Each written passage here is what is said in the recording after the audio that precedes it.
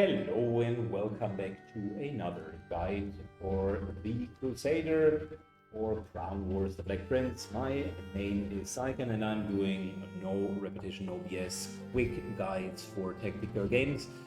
We are going to take a look at the Crusader, which is the frontline class and the powerhouse of all of the classes. Advantage of the Crusader, it hits very hard, can take a lot of beating. It's potentially the most powerful melee combatant that you can imagine. Negative, most of the weapons that they are carrying make their movement slow, so you're ending up with 7 movement, which is quite noticeable with the Crusader. However, as you can see, with your basics in the end game, you're having almost 80 hit points and start with 6 armor. There are options to obtain even more armor, so technically with taunt, resilience and consumables as well as a shout, you could get 4 more armor. So there is the possibility to stand around with 10 armor in the game, which is quite crazy if you think about it. So there won't be a lot that is going to hurt this guy. Let's take a look and start with the weapons, because that's the bread and butter of the Crusader. The Crusader has a wide variety of weapons, can use both of the typical knightly one-hand weapons, the sword and the mace, and it can use all of the offhand weapons, which is halberd, greatsword and great hammer. Now, the question about which weapon you should take is really dependent on what role the Crusader should fill within your team. The Crusader can either be a frontline pure tank, or it can be an AoE damage dealer, or it can be a single target damage dealer with utility. So typically I would fill in the Crusader the last slot of the team, if that makes sense, because I already want to know what the team looks like, and then based on that I would take the weapon. So let's look at the viability of certain weapons. The one-hand sword is the most viable tank weapon. It will allow the Crusader to increase the reflexes quite drastically. Let's take a look here. If we're equipping it, reflexes are already up to 30%. On top of it, the Masked Swordsman ability allows you to gain a further bonus of 20 for your reflexes, so 50% of the attacks will miss you. However, if I want a reflex-based tank, I would likely go to the Duelist, who does that better. Duelist reach 90% evasion at the end of the game, and the Crusader really has an advantage of way more armor class. So I would argue that both of the one-hand weapons are a bit of a waste on the Crusader, because the Crusader has the ability to withstand enough damage. The one-hand mace overall is potentially the weakest weapon out of the arsenal. It offers a lot of utility. If you want to play that sort of character, you will get a lot of willpower out of it.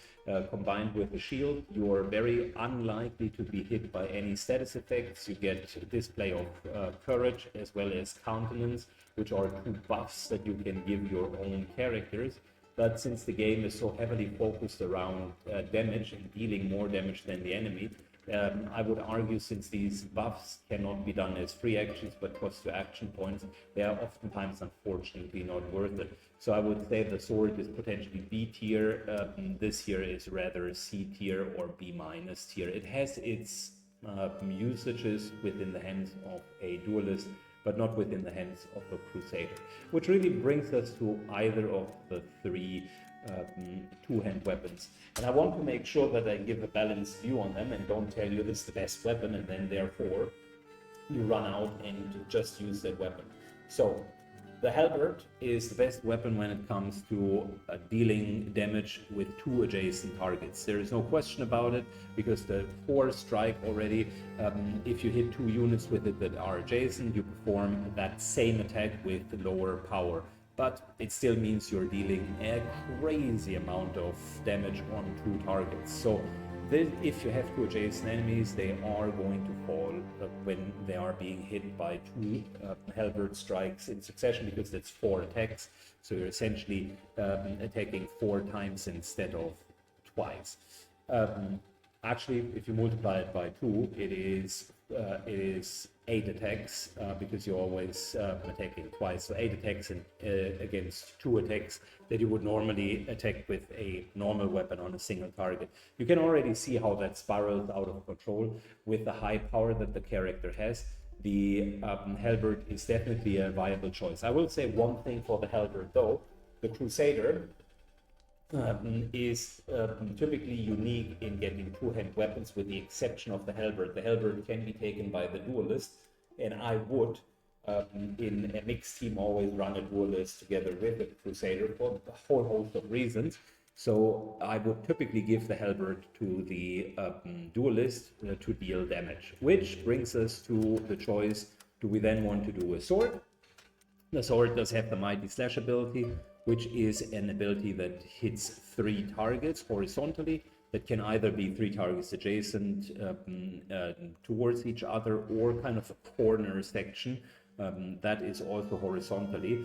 So one north, one vertical to you, and one to either of the sides. As long as the 3 fields are adjacent, you can hit all 3. And the Mighty Slash is repeatable, so that is really, really good. On top, later you get the Sweeping Strike, which is the same, but on top of it you gain resilience, so you kind of get more armor for hitting all of the characters.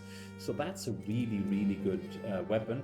It has a ability to remove armor from time to time. I think it has a 3 turns cooldown, the subdue. Generally speaking, however, the Greatsword is meant to be the best AoE damage for non-adjacent enemies, or kind of enemies that are vertically adjacent, because you hit 2, in rare circumstances 3 enemies with the same Mighty Slash.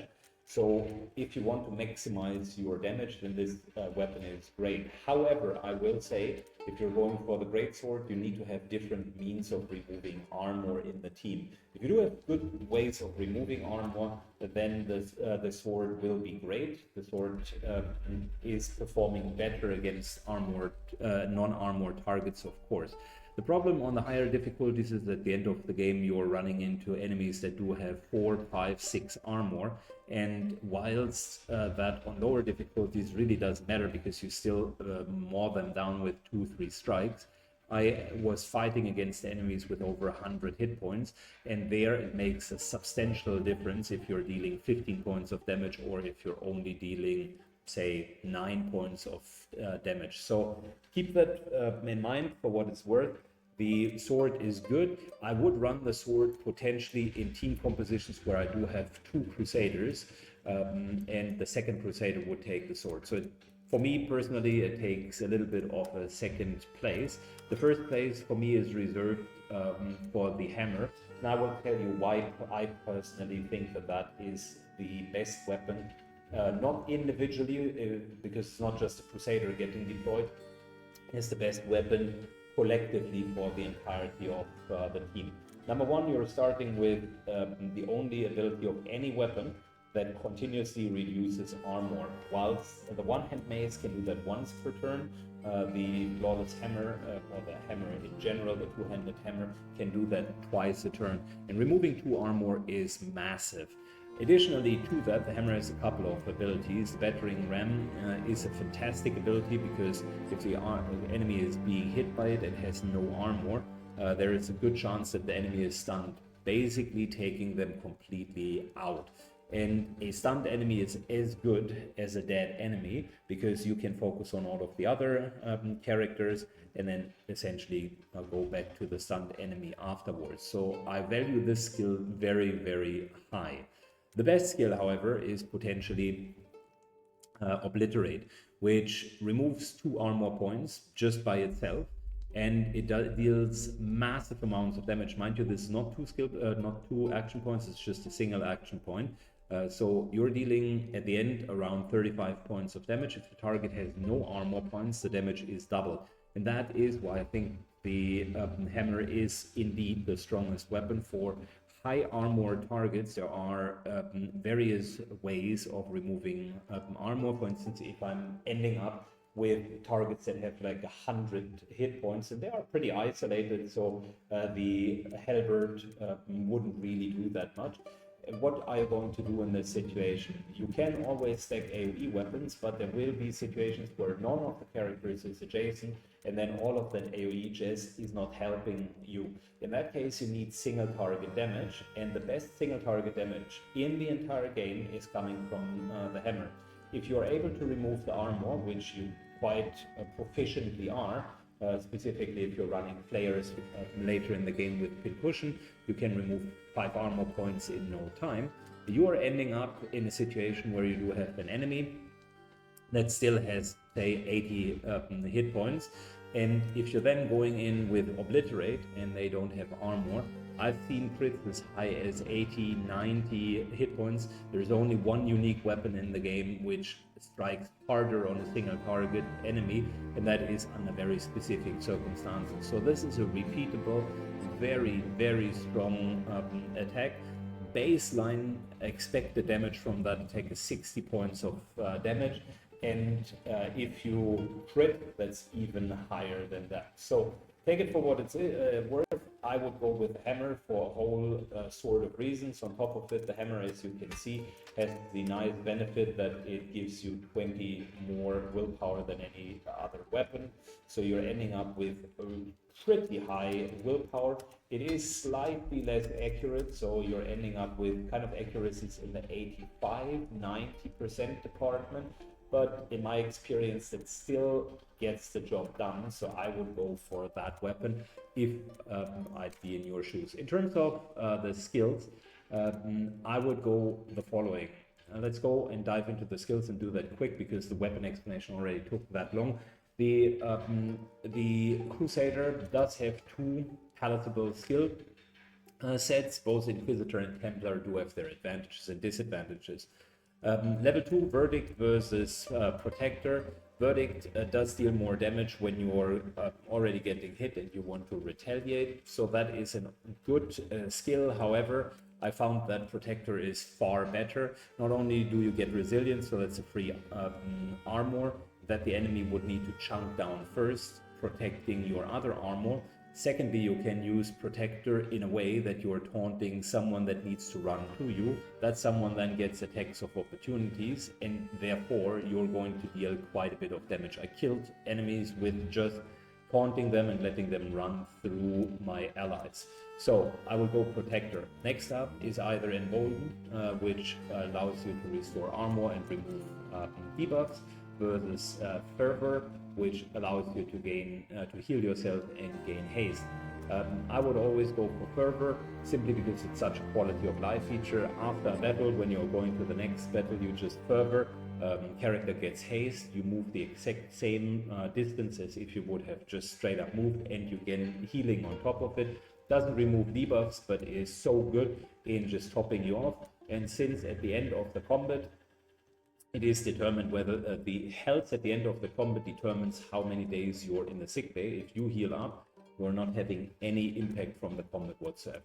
Next here, Retribution versus Unrelenting. I would go Retribution if I would go with a sword build, because there is a chance that you kill someone and then you gain Inspired, which means 20% extra damage for the next attack. I would definitely go Unrelenting if I'm going with the hammer, because the moment that you're getting hit the first time, you get resilience, so extra armor. We're in the end game having 6 armor, with taunt it's 7, Unrelenting that's 8 points of armor, and we haven't even really done anything. With 8 points of armor, you're very, very likely to take 5, 6, 7 hits, and there is almost no impact. With a willpower as high as ours, also the additional triggers like poison and so on barely scratch you. Now the next one, level 5, is a bit of a difficult choice. I would potentially go Heavy Charge if I had to if there is a possibility to reskill this character. Heavy Charge has the distinct advantage that after you're moving, which is one of the weak points of this character class, you can still Heavy Charge and get an attack in. That's the only reason why I would take Heavy Charge. The prone is okay, and the environmental elements is also fine. but it is mostly the uptime being up in front and getting into the enemies. However, heavy charge does have a couple of disadvantages. There are several situations where the character that you charge is either locked behind one ally character, which makes it impossible to charge, or you're taking an attack of opportunity, which means really you've traded damage on you versus damage on them, which is not the most optimal way. So although on paper it's a great ability, there are limiting factors to it. Bastion, on the other hand, is pretty nice. If you find yourself in a situation where you're preparing an attack, then you're just shouting, granting everybody resilient. That will carry over for the next round, so you get a free armor point in the first round of fight. However, you need to be very careful if you use Bastion and you're still in the concealment phase and you hit a single red target square with your shout, the enemy will start to engage on you. So take it with a grain of caution.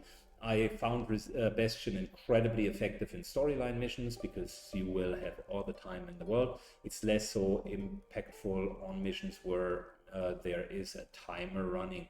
Both have their advantages and disadvantages. I potentially would go for heavy charge instead of Bastion if I had to redo it again.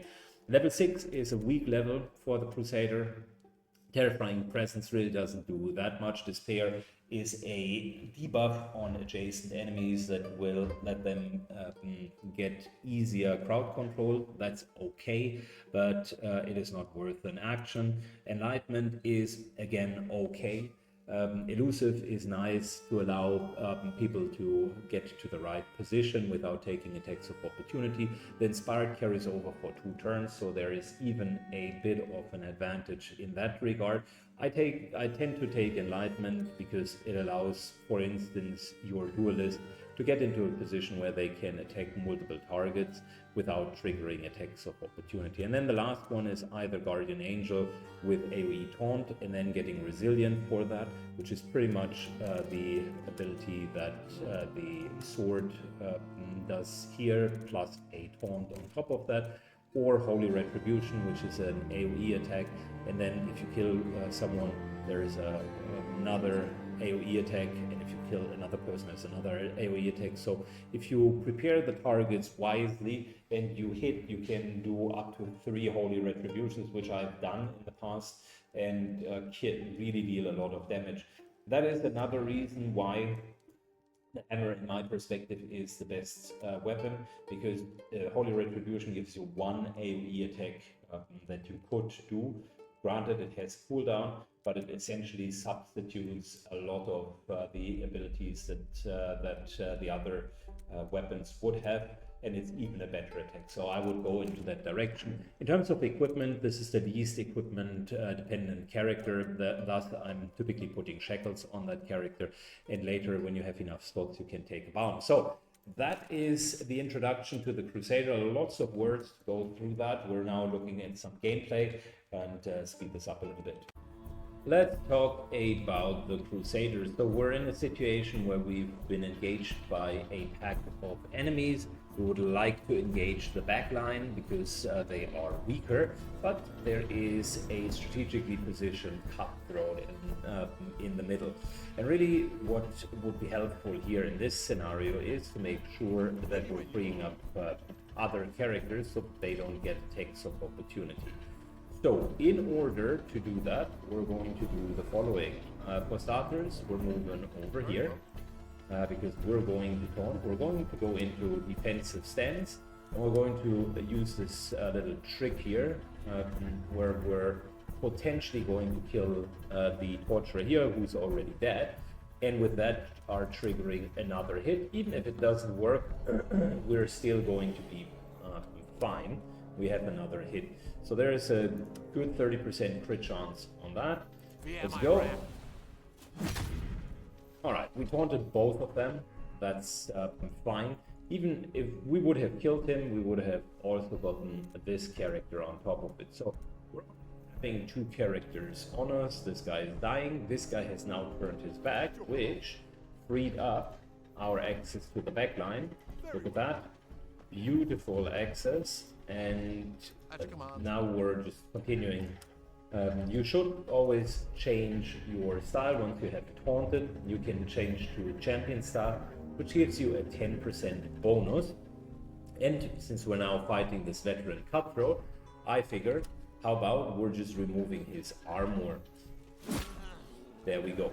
So I've dealt about half of the hit points that the 65 hit point endgame cutthroat is having. If we would have had a crit, that would have been even more. But let's see how this character does in single melee against other opponents where his job is not just to taunt them. I will say in the taunting job, we're now at 3, 6, 7 armor. We do have resilient the moment that we're getting hit. There is an 8's armor. So this guy has a very, very low chance to even deal damage to us. Plus, we are highly, highly resistant. So his poisoning will not be successful. Just pointing that out. But the Crusader can do more. So let's take a look at a couple of damage situations. Alright, let's take a look at the potential damaging capabilities of our character. So we find ourselves in a situation where this halberdier has broken through the lines. It is almost out of armor, has 31 hit points, and look at that. We're almost killing him with the first strike. So that's 30 hit points thanks to our champion fighting style. And on top of that, we can now theoretically do obliterate, which would deal up to 60 points of damage. Unfortunately, I mean, I could show it to you, but you're just going to see 4 points of damage. You're not going to see the overkill. But for good measure, let's just try to do it.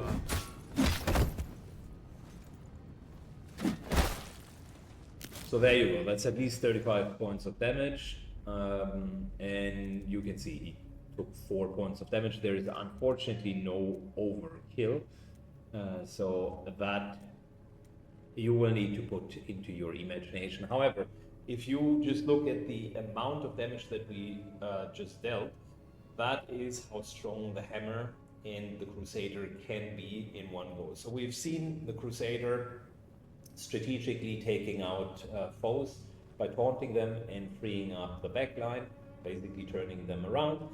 We've also seen the damage capability in AoE. Remember the situation here where he almost killed this guy, and on top of that would have then severely injured the other one. We've seen the damage capabilities in single target, so this was easy peasy 30 points of damage per hit, and with obliterate we would have even been at the 50-60 points crit damage mark in minimum, potentially more than that. So the character class is a very strong and incredibly strong frontliner, and with the build we haven't even looked into the ability to use Bastion as a preparation. Just hasn't come up, and we did not need to heal ourselves. But in defense missions like these, healing is incredibly helpful, so whenever he would take some damage, he can simply heal himself and move up to the next target. Alright, I hope you enjoyed the Crusader gameplay as well as the guide. If you did, leave a like and a comment down below, and see you all in the next guide. Take care, bye bye.